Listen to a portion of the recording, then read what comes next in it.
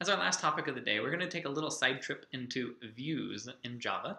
And so they're interesting because they are a neat interplay of all these ideas we've been talking about with inheritance, with object-oriented programming, with hiding details, performance, and I think, yeah, they're kind of cool. So as an example, the map interface gives you some methods that do something interesting, which is to give you views into the map.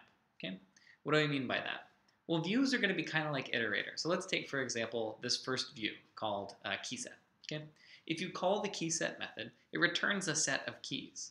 Now, instead of it being like a copy of all the keys that it puts aside in a data structure and hands to you, it actually gives you the set of all keys, right? So it's the actual set. It's not just a copy. You basically get a pointer inside the map. So we're giving away a little bit of the internals, right? We have this nice encapsulation, but a view lets you sort of skirt around that boundary and see the actual goodies inside.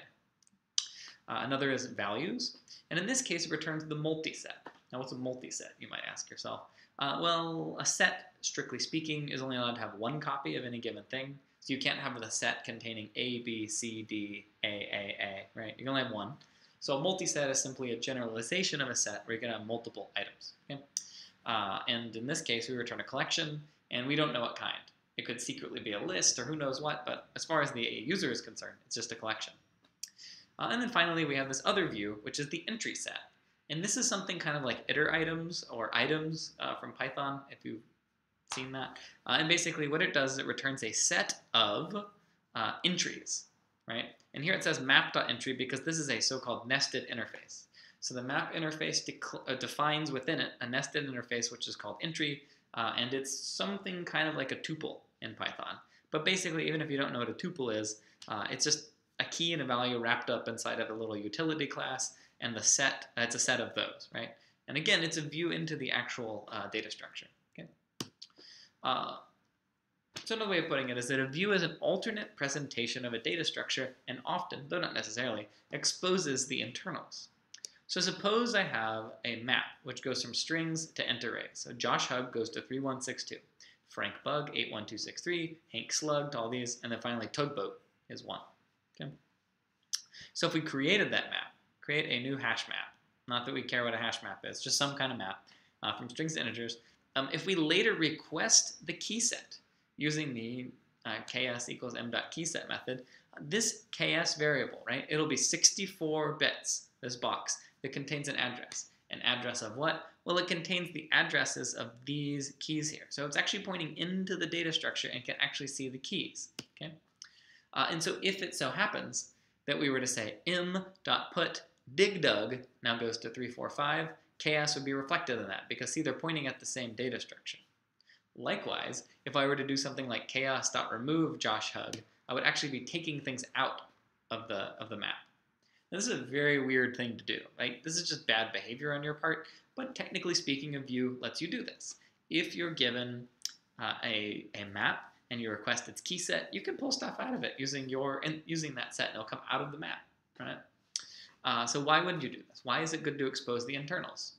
Well, if you didn't expose the internals, if I had to actually return a key set that wasn't the real key set, that would mean I'd have to build a new copy. So if I had 1 trillion keys, well, that's too many to fit in Java, so 1 billion keys, maybe that'll fit.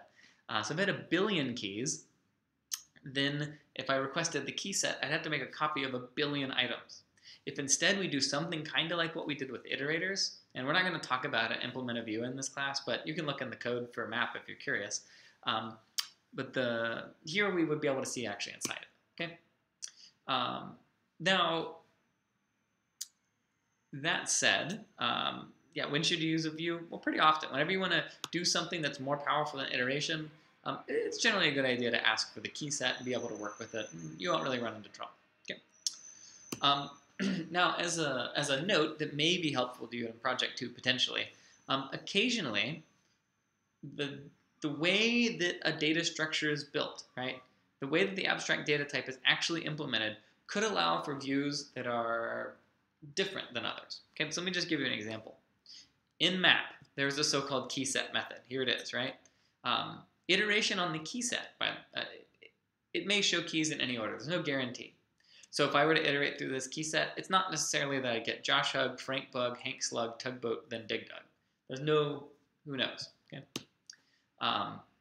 However, if you want that guarantee, there is a class called TreeMap. It's a specific implementation that has a so-called navigable key set method. And in that case, if you ask for a navigable key set, then you'll get back a navigable key set, and you can go through within orders. Okay. Now it turns out that we showed a diagram earlier. There are many types of maps. One's a hash map, one's a tree map. It turns out that doing this, building a navigable key set with a hash map, is very slow.